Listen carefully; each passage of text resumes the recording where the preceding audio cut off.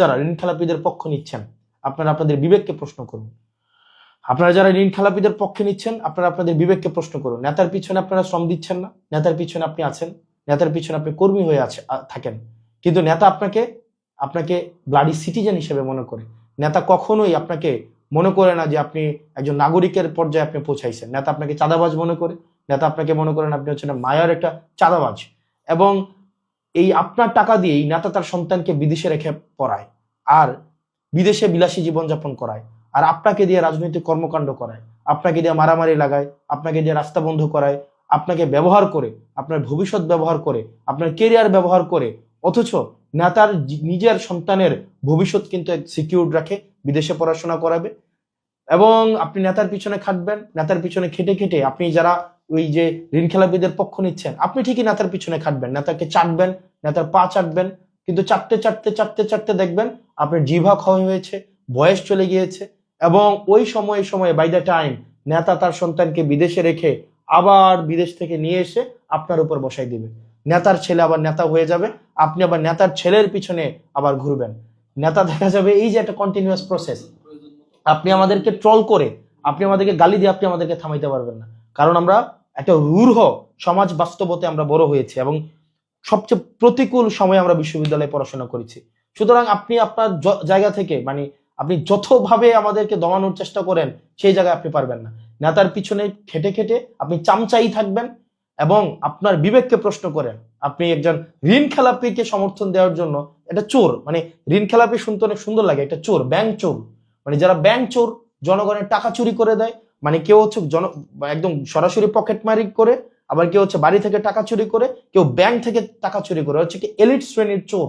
এরা হচ্ছে চোর, এদের লজ্জা হওয়া উচিত।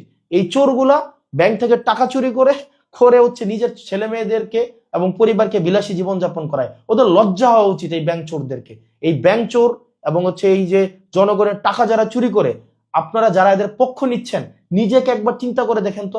আপনার সন্তান কিন্তু ঠিকই প্রাইমারি স্কুলে পড়ে, আপনার ছেলেকে কিন্তু ঠিকই দুবাই গিয়ে হচ্ছে কামলা দিচ্ছে আমার বাপের মতো, আপনার ছেলে হচ্ছে ঠিকই ওমান, দুবাই, কাতার, সৌদি আরব যাচ্ছে। আপনি দেখা যায় বয়স হলে ওরে স্যার বলতে হয়। নেতার পিছনে খাটতে খাটতে চাটতে চাটতে জুতা শেষ হয়ে যায় এবং জিহ্বাও ক্ষয় হয়ে যায়, কিন্তু নেতার ছেলে ঠিকই আবার ঘুরে এসে আপনার নেতা হয়ে যায়। তো এই গোলামের জীবন আর কতদিন? এই মনস্তাত্ত্বিক ভাবে আর কতদিন গোলাম থাকবেন?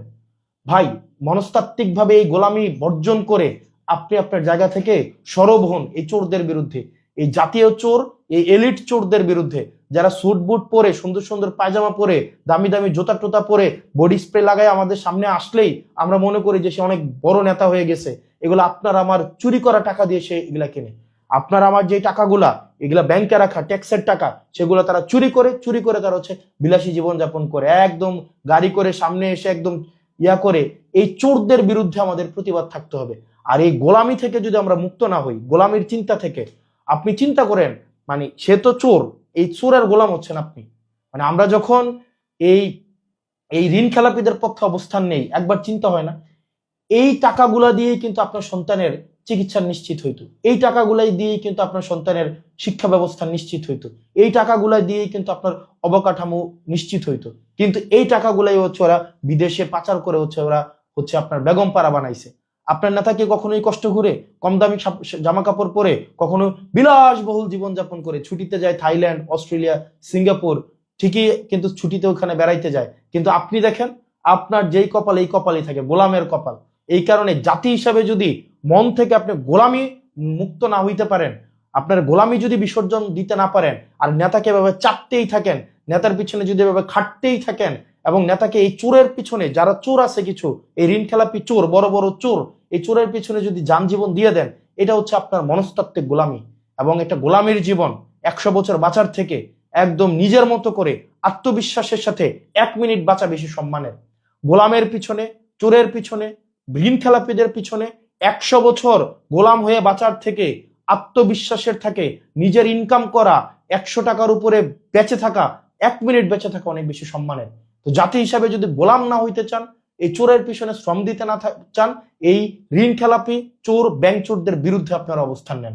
ইনশাল্লাহ আমরা, জনগণ যাকে ভোট দিয়ে নির্বাচিত করুক না কেন, আমরা ঋণ খেলাপিদের জন্য পরবর্তী বাংলাদেশ আমরা হারাম করে দিব। বাংলাদেশ আর সালমান এফ রহমান হইতে আমরা দিব না। বাংলাদেশকে আজিজ খানদের হাতে আর তুলে দেওয়া হবে না।